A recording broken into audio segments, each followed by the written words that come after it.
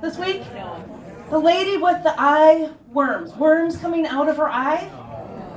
I know, sorry. Hey, have a great, enjoy your dinner. But this woman in Oregon she had a little itch in her eye and then she pulled out 40 eye worms. I don't know, I don't have a joke about it, I just can't stop thinking about it at all. Like, at all. So, it's like when you have a song stuck in your head and you need to share it with somebody. You're welcome, everyone. You're welcome. So I am really glad to be here tonight. We're going to have a lot of fun. But mostly I'm glad just to be here inside, indoors. I am what some of you might call indoorsy. I'm an indoors person. Indoorsmanship is not an Olympic sport yet, and we don't get medals or ribbons or trophies, but I do feel really good that I'm the best at my indoorsmanship. So, yeah, sometimes that's hard to describe in a dating profile, though. That's a toughie. You also have to describe your shape in a dating profile, and I feel like my current shape depends on who I'm standing next to, like who I'm with. Like, am I with my skinny friends from LA, or am I with my relatives from northern Minnesota? Because they don't match up, they're not the same, because I can leave one situation, one group of friends, and feel really bad about myself and feel like I'm a huge, giant monster, and then the other, I'm like, oh, I'm so tiny, I am so cute and tiny, look at that. Like, so it depends, and there's not a box that you can check that says it depends, It's also hard because I wish they'd give you like an option for shapes, like shmoo, instead of just like thin, athletic, curvy, shmoo shaped, or DQ, like a little top of a DQ cone, like that with a little curl on your head.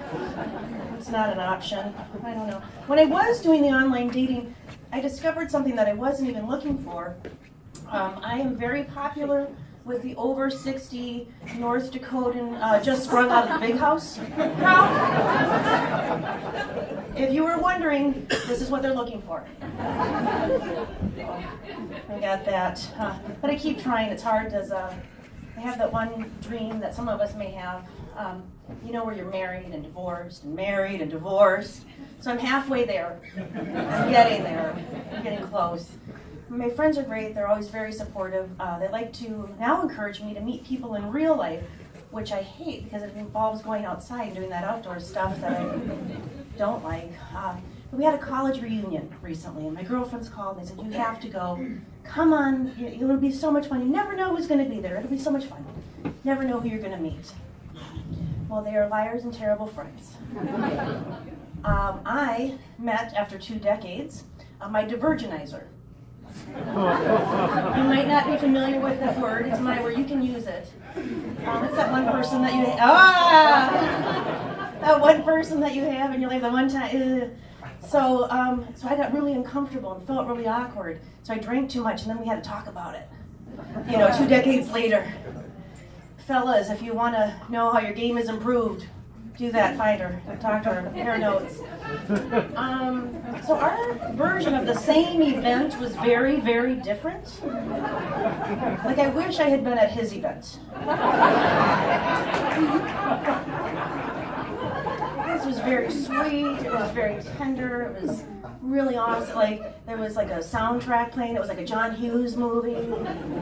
My memory of the exact same event was just a really awkward, uncomfortable commercial break during The Price is Right on my mom's couch.